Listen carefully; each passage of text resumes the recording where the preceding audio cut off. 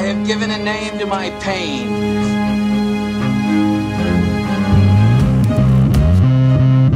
The Batman. Always waiting for some Batman to save you. It's simple. We kill the Bat of Gotham. You don't really think you'll win, do you? I'm Batman.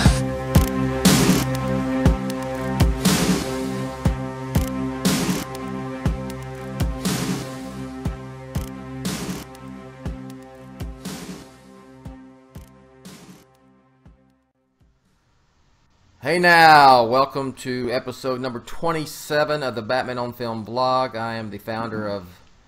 That was a not very enthusiastic hey now. That was a good hey now. Hey now! There we go. Okay. Now hey we're now, awake. hey now, hey now. I've already worked out, Yeah. had coffee, took kids to school, prep for a meeting. Okay, can I finish this intro? Sorry. All right. Continue. Episode 27 of the Batman on Film vlog. I am the founder of Batman on Film, Bill, Jett, Ramey, who is not going to Comic-Con, even though I can. And I'm not sad, to be honest. It's too many people. Yes, I mean, look, I've been many times. I'm sure I will go back again. I will continue to get my press credentials, and I will get them for others. Rick, if you want to go, to Comic-Con, I'll get you some press credentials. Justin is going. Justin Kowalski is going, representing Batman on Film. Rather stay here. Look, I would love to go, right? Yeah. But the idea of the crowds just gets to me. Yes. It's the same thing with Star Wars Celebration. We have... Look, It's the same thing with concerts these days. I'm not into big mingling in big crowds. Look, in 2006, I went to Comic-Con and walked. I was in the gas lamp quarter in a bar, waiting for a Superman Returns panel with, who directed that son of a gun? Bryan Singer. Yeah, Bryan Singer and Dick Donner, Richard Donner. And about 15 minutes before it began, me and announcer Rachel paid our tab, walked straight down the convention center and right into Hall H. No camping out, no standing in line, just boom. Now, unless you got a pass, and look, I've had passes before from Warner Brothers for stuff, but and you can't walk the floor.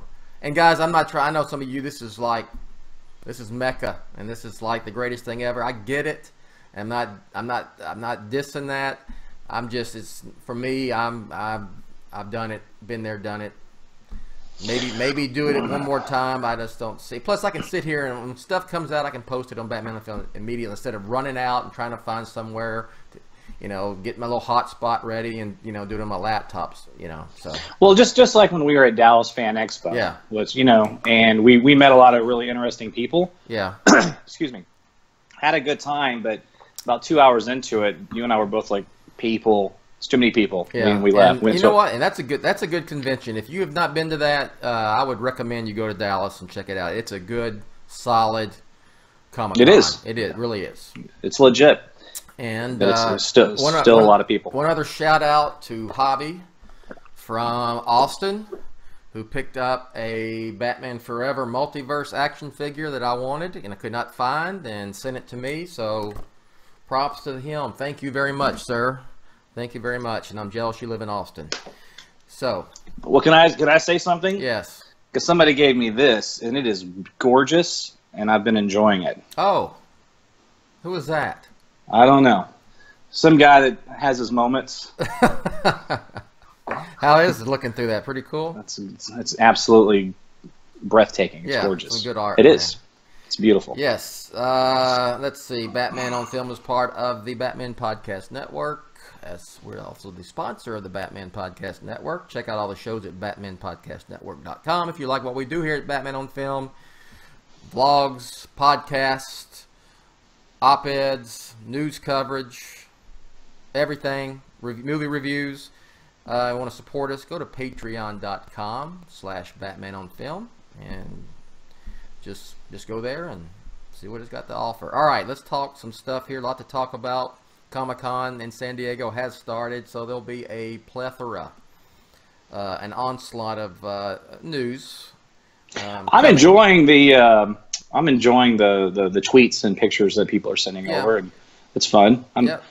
Via like osmosis, I'm enjoying it. And just to mention, the main thing I'm looking forward to really from Comic-Con is Saturday is Warner Brothers presentation. Fingers crossed that they're not going to resort back to announcing a bunch of films that will never happen, or trotting out directors who no longer will be in their stable of DC filmmakers, all that stuff, and just focus on Shazam, which comes out in April, and AQUAMAN, which comes out this December. So, and we know we're going to get trailers for both.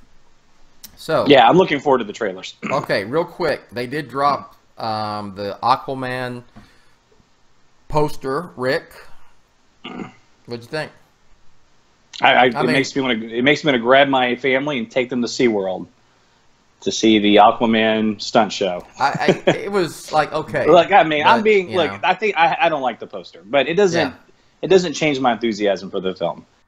Okay. I'm very excited about the film. I like Jason Momoa a lot. I have trust in James Wan. I'm good. The poster. I was poster. Finding Nemo. Yeah. And then someone makes it that, and I laughed very hard when I saw that. I thought it's like freaking Finding Nemo. Hey man, I didn't like some of the Dark Knight posters. Yeah. I didn't like some. You don't always like the posters. It doesn't mean anything. Yeah. But it's such a big deal today. It used to not be, and now it's gotten like that's an event coming out. Posters coming out. All right. So we'll get and Shazam has dropped some pictures. We're going to get to that shortly because there's going to be some hot takes, I believe, when it comes to that. Let's start off real quick. Go ahead. You had something? No. Okay. This was not going to be on our agenda. I added it. The Titans trailer, the live-action Titans series, which will be on DC Universe streaming service, which now apparently you'll be able to get. I'm not saying you can get it now, but when it's available, it's like $8 a month. I was not impressed at all with this trailer, Rick. And what did you think? I didn't like it. I just be flat out. Well, listen. I thought it was going to be atrocious.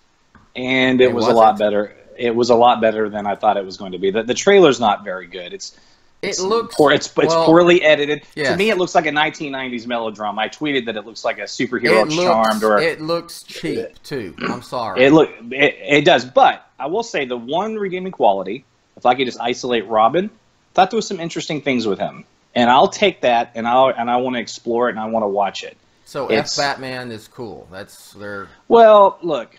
Did he? I recognize that you don't have him say that. Just look, he said fuck. That's cool. Yeah. He cursed. But it seems like that's what they're doing. They're upping the violence and all that. They very well may be, and if it's violent just to be violent, if it's vulgar just to be vulgar, it won't work. And I'm not a prude, and by no, I'll cuss with the best of people. You know that. So I don't think it's going to be any good. But I will say that I'm not gonna lie. I like some of the I like the Robin stuff. The Batman thing. We'll see. I think the Robin costume looks pretty good. It does. Okay. I think the actor is strong. Yeah, but I like the part where I've only watched it once, but he jumps down and you see his cape and it looks like it looked like they were trying too much. It is contrived. Yes. It's contrived. It's very contrived. But again, I just isolating Robin alone, I think I'm somewhat optimistic about what they're going to do with him. Now, I think everything that surrounds him will be terrible, but we'll see. I tweeted that. I'm just really just trying to get on. I'm just trolling people. But I put that I did a greater than Titans trailer than the entire Gotham run. And there's some, and look, I watched the first 2 seasons of Gotham, and I picked apart some episodes here and there. I can't get into that show. I don't like it. Yeah. But there is some cool stuff in that show, even like the Penguin. Look, the Penguin is very cool in that show, and I think that may be the case with this. Maybe Robin is actually the cool thing about this show. Look, my buddy I coached with when I was still coaching, Tom Marshall, shout out to Tom Marshall. He's a big fan of Gotham, and that's it just never grabbed me and kept my interest, and that's all I can say. But my point was that there are a lot of fans, and I'm not trying. Again, we're not trying to disparage your. If you like Gotham, that's cool. Yeah, So, I have a lot of friends that love Gotham. Yeah, I've got a lot of friends that don't like The Dark Knight Rises. Yeah, I've got friends that don't like The Last Jedi. Just wasn't my cup of tea. All right. Right. Dark Knight turned 10 years old yesterday. 10 years since The Dark Knight. I got to mention they are having 70mm IMAX screenings starting August 24th in only 4 locations. I know LA and New York, Toronto. What was the other one, Rick? Do you remember offhand? No, I don't. It wasn't like Chicago. I know because I didn't see Dallas, so I turned it off. I think San Francisco. Did you say San Francisco? I didn't say San Francisco. Was it San Francisco? I'm pretty sure San Francisco. Well, you can find it on Batman on Film. I listed where they are.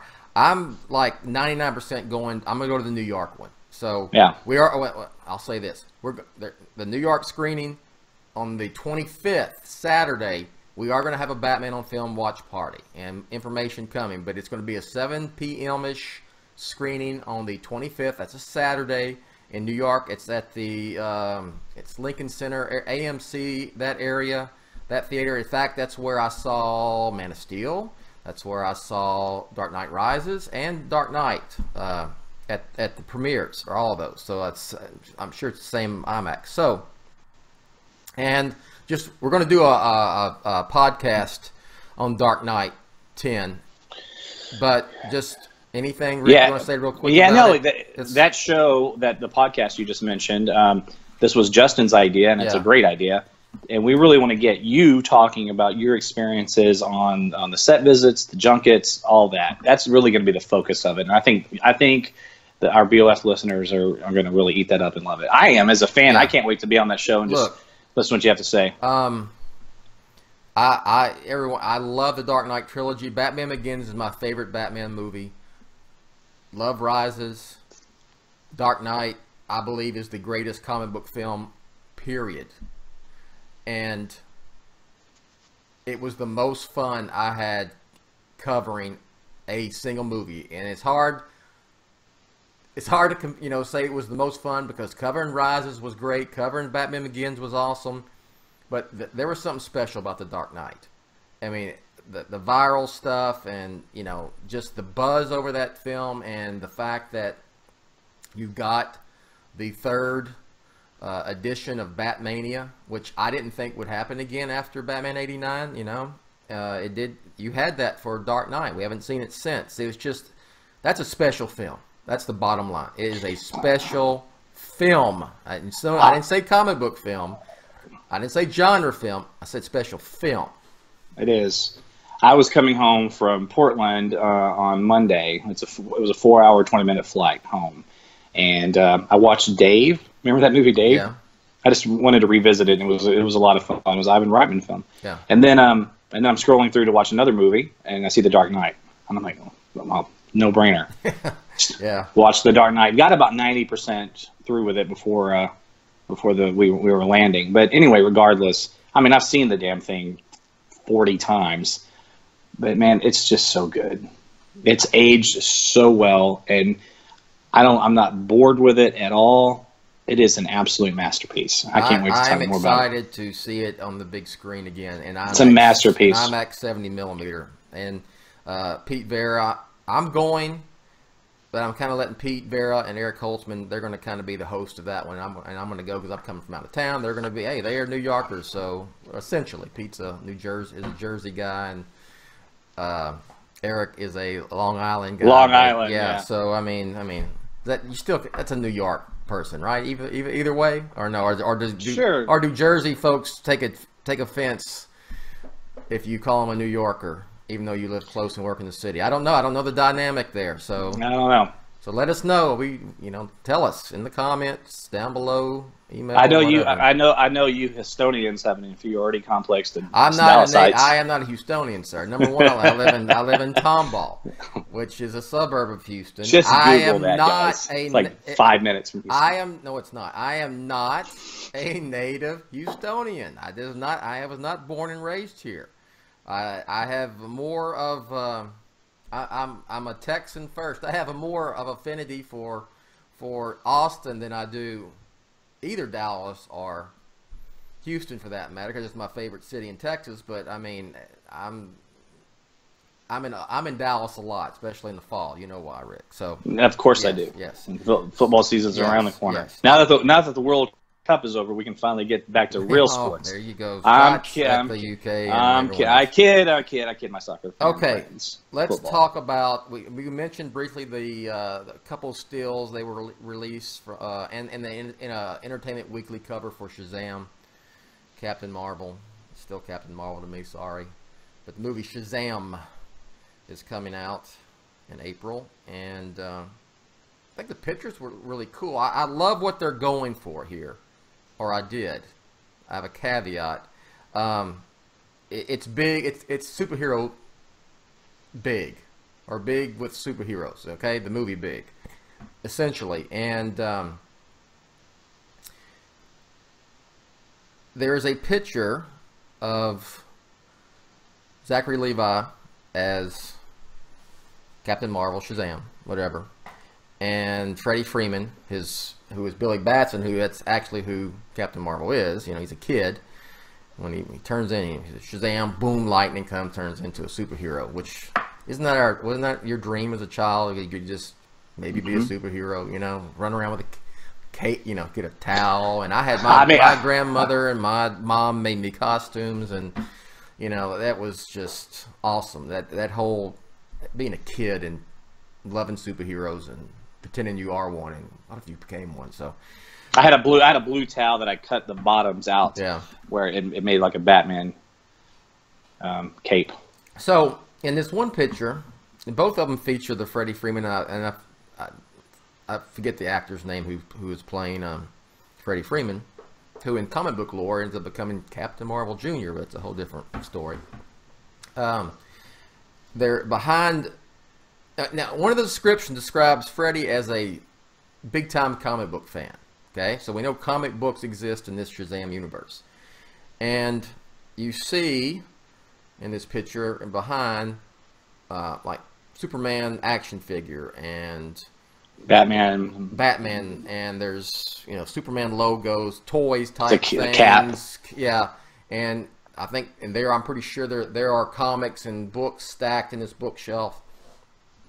But then there's Time magazine cover with that's like featuring a story about alien invasion. Well, which one, Rick? What alien invasion is this Time magazine picture? June 13th, or whatever the date was, June of 2000. Yeah, it was. It's General Zod and his army of Kryptonians coming to Earth. So it's definitely they're referencing the event in Man of Steel, and the date of the Time magazine is the date that Man of Steel was released in 2013. And even on the cap, that's the Man of Steel emblem. Yeah, very specifically for that film. And there is also the regular DC Superman logo, not the Man of Steel logo. You see that as well. So what the hell are they going? What's going on here? Are they really going to shoehorn this in to the DCU and not let it be its own thing? I just thought, Rick, and especially tapping into my 6-7-year-old Bill, that if you have these kids who are huge comic book fans, love Superman the character, love Batman the character, especially Superman, and then you become one, would really tap into that.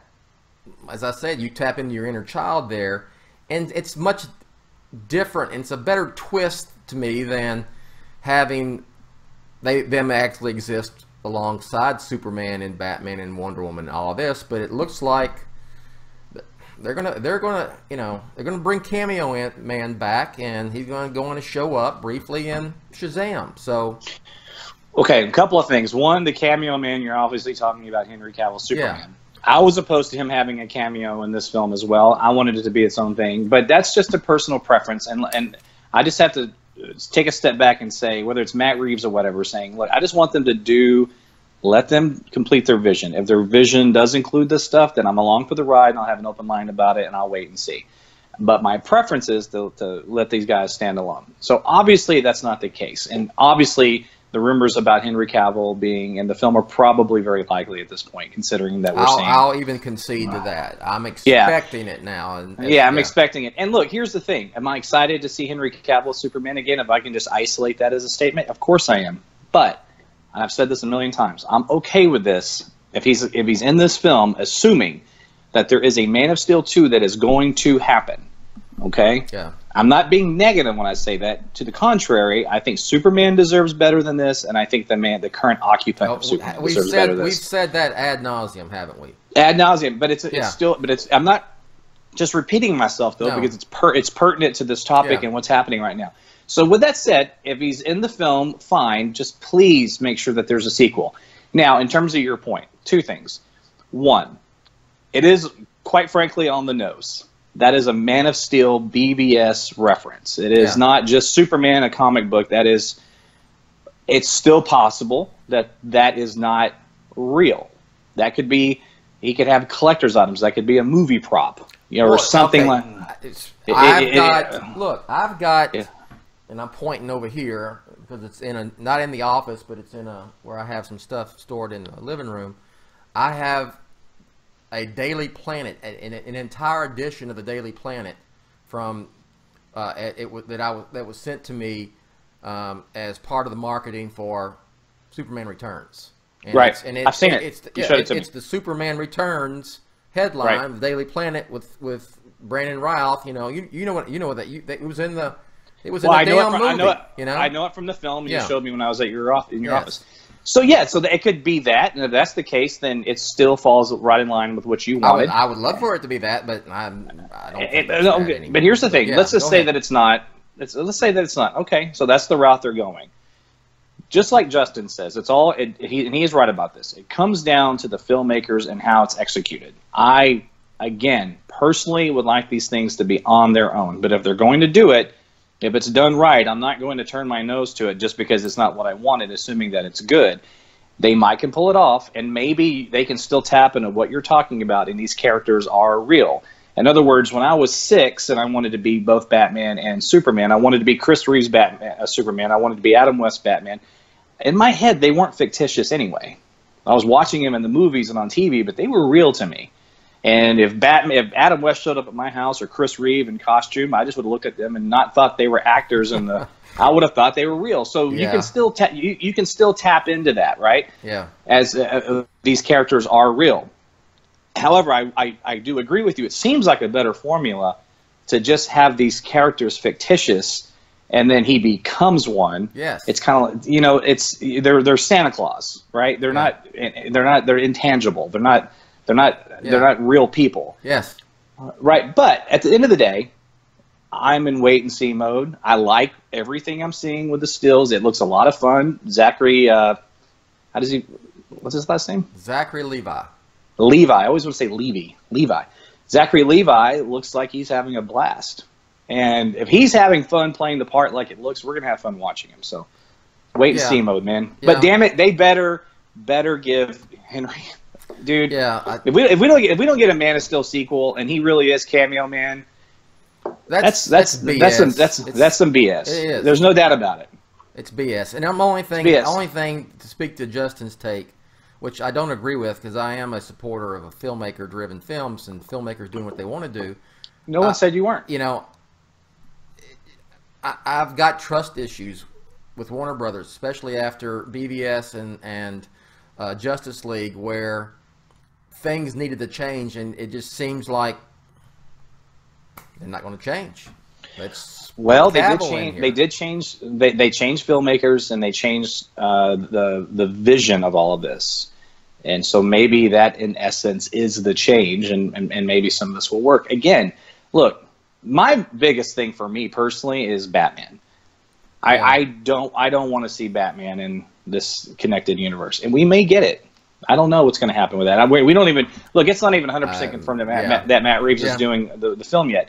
But like I said yesterday, I think on Facebook or somewhere, I said, look, as soon as Matt Reeves is confirmed, as soon as it's confirmed, his contract is signed, he is the writer-director of the Batman movie, and it's going into production, I will chill out, and I'll just go, look, I'm going to trust him, whatever he does. So that's kind of where I'm at with all of this. But let's face it, the Shazam stuff does look fun. Yeah, everything I've seen is I've dug, except I'm going, are you going, let's see. Are you shoehorning in this, Well, if it's just because it's there doesn't mean it's shoehorned. We're both sensitive to it because BVS was just one colossal shoehorn movie. That's all it was. Yeah. That's unfortunate, but that's what it was. That was DC saying, okay, we had to let Nolan finish this trilogy. Now we're like 5-6 years behind Marvel. Yeah. We got to catch up, and that was the original sin, and that was the genesis of these problems. Not giving Man of Steel a sequel, not letting Ben Affleck, by the way, who was a great Batman in BVS, not let him have he deserved to have a standalone Batman movie before BVS 2. Right? There should have been a Man of Steel 2, should have been a Batman film with Affleck. Then you could have done. Yeah. Right, well, they didn't do that. That was shoehorn. Yeah, you can't put that genie back in the bottle. So, no, introducing the world to villains through a freaking 7-Eleven surveillance, or introducing the world to some of our favorite heroes through a freaking 7-Eleven surveillance video. Yeah. Ridiculous. But we're here, right? So let's just see what they do with it now. Maybe it'll work. I don't know, but I want to see the trailer. I think we'll get much more of a feel for it after the trailer. And it looks like it might be. It looks like it's certainly going to be fun, but I want it to be great fun. Yeah. Does that make sense? Yeah. I want this to have I want it to transcend. I want it to. People were talking about it 10 years from now. I want there to be a good sequel. I don't want it to be this film that comes out and it just kind of falls flat and we never see it again. Say that for all of these DC films going forward. So the only one that I have no concerns about is Wonder Woman 1984. That's because me too. Because I dig the whole retro period piece, 80s, and I loved Wonder Woman, and I trust Patty Jenkins, and I don't see any shoehorned cameos. There are some funny 80s posters. You seen those with great, man. Cavill with a big mullet and stuff like that. I love it. Superman. But that's all funny. Great. But yeah, and anyway, I'm about to get on a Legion of Doom. Well, they'll keep her in period pieces, and then let's see what James Wan does with Aquaman. Yeah. We'll know soon enough. Yeah. At this point, Bill, I'd probably say prepare yourself for a post-credit scene in Aquaman. Jesus. It's probably coming. Yeah, we're going. We'll have Black Manta. We'll have Lex. We'll have Deathstroke. Let's see who else we're going to throw in there. Dr. Savannah. Let's get Dr. Savannah in there. And then, I want more Jesse Lex. I'm in the minority on that, man. I wasn't crazy about BVS, but I liked him. I wasn't crazy about Suicide Squad. I just don't like this Legion of Doom shit. But I don't know if we'll ever get that anyway. We'll see. Oh, well, it's that, and then you see a Justice League movie on the near horizon? Well, here's one thing that's interesting. Is that where Justice League, or when the mainstream audience hears that, oh, Justice League 2, are they going to run out to see that? They didn't show up for the first one, man. No. If it was, look, Bill, the first trailer for Justice League, I think turned off a lot of people. It looked like garbage. It looked just over CGI. I mean, you and I were in major smartass mode in those days, and I remember I tweeted I just saw that Justice League trailer. I can't wait to play that game. Yeah. And it was a little shitty of me, but I was annoyed with it. I think that if they made a Justice League film and it looked good, then maybe people would want to go see it. I don't know. Just Justice League is such an elephant on someone's back. You know what I mean? I think it is also I'll push back and say this is that I don't think it just got on people's radar, man. It looked bad and they just turned it off. I don't think most people like Justice League. What is that? Oh, that's that movie with the Batman thing that looked terrible. I didn't go see that. But if it's Justice League, and it looks, that, you know, they didn't like BVS anyway, and then it's like, right, that's more of this. So we'll see. Okay, we're good. All right, let's talk about. Go ahead. What is Matt Reeves going to do though? Just real quick. Is it a solo film? I mean, is it a reboot? Come on, make it now. Make a prediction. Prediction? I mean, you've asked me before. I think it's a. I know. Is your prediction changed? Okay. But you know, I do ask myself, is that because that's what I prefer? Yeah, probably. You know, I just don't see how you look. I was about to say I don't see how you trot out anymore, and you can.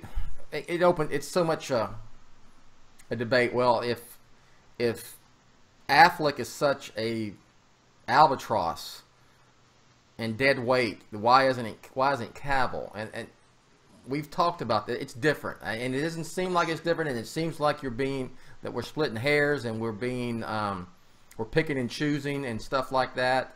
But it's different. It's different. You know why? You know why it's different? I have a really easy answer to that.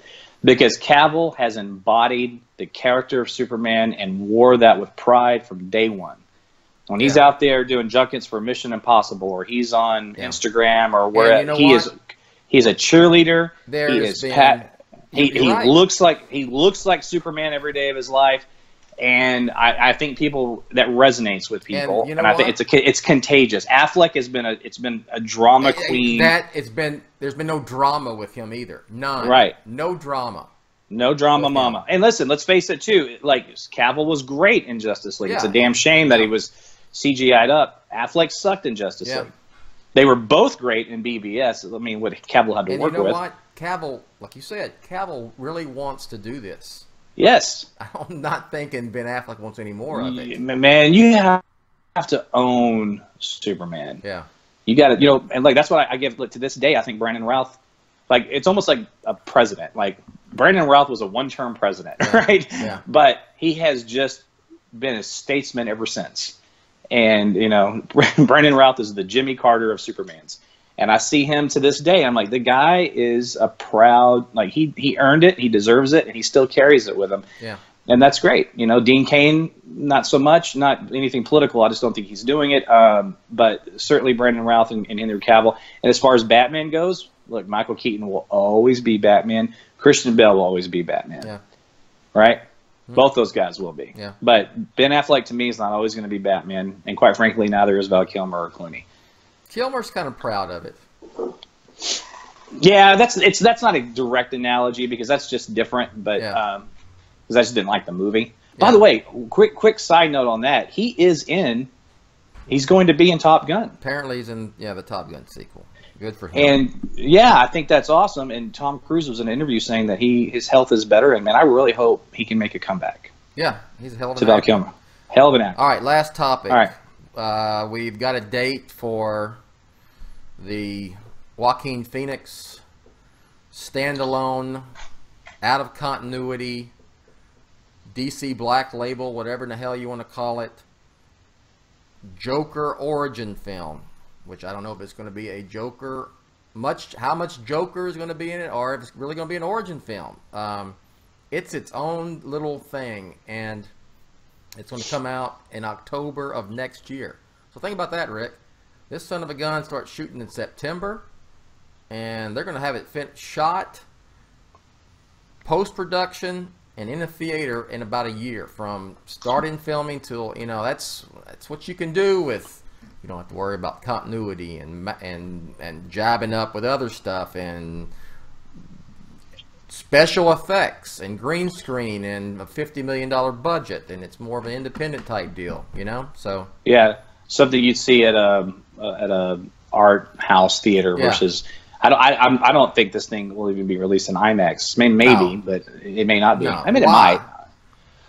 I don't want to make a prediction because I don't know what they're going to do. It could go out. I'm just guessing it won't be. Yeah.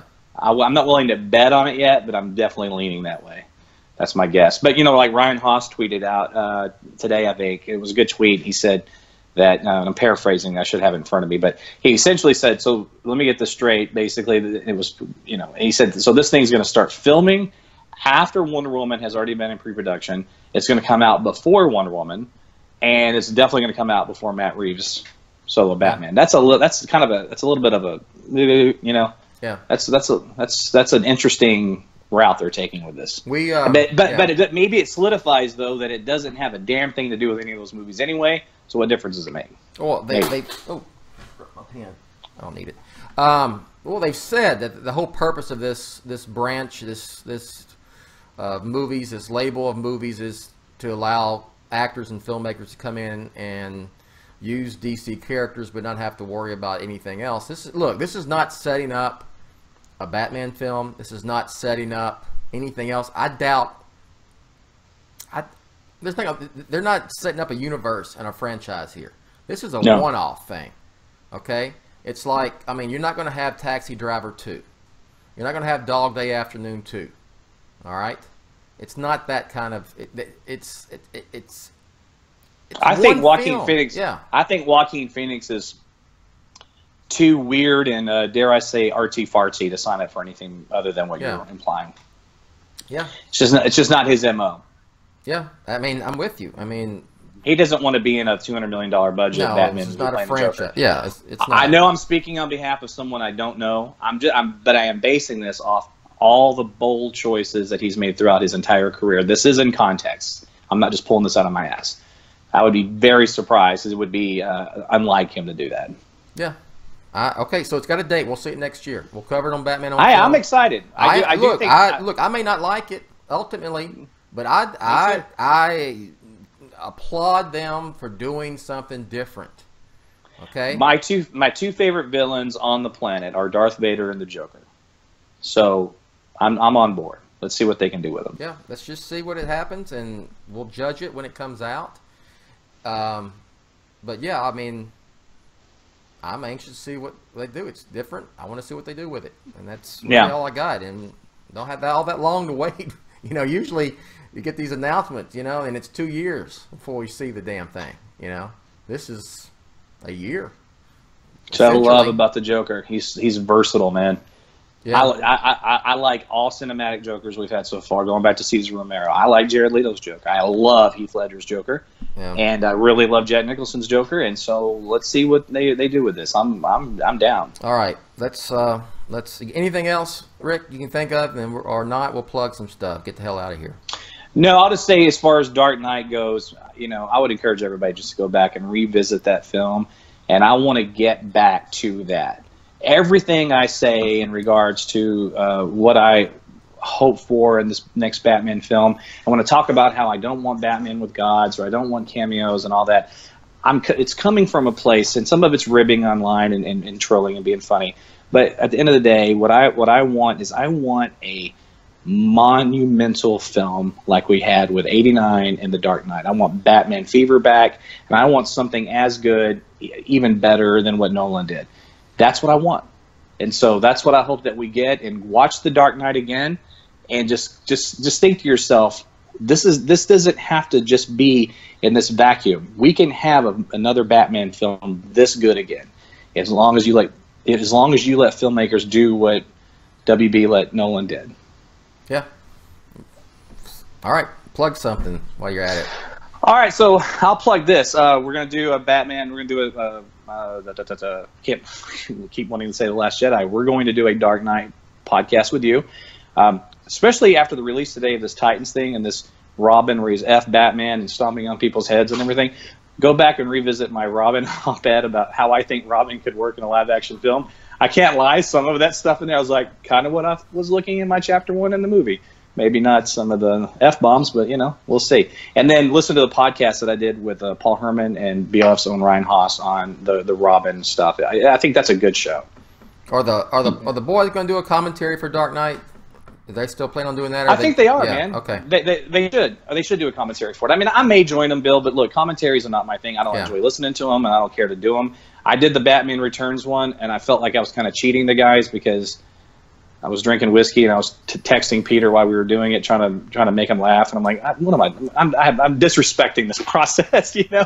I just couldn't get into it. But I did it, and I'm glad I did. But I don't know if It's just not my. All right, so Dark Knight podcast coming. I will not host it. It'll be either Rick or Justin, I believe. It'll be somebody else, not me. Justin will host that show. Okay. Me and Ryan will be on it with you. And then I certainly hope Justin and Ryan do a commentary because for our listeners that like those, they love them doing them, and I think that's great. Yes, So I have a lot of Dark Knight stuff on Batman on Film. I've been posting for, really throughout the year, but really come on heavy here this month.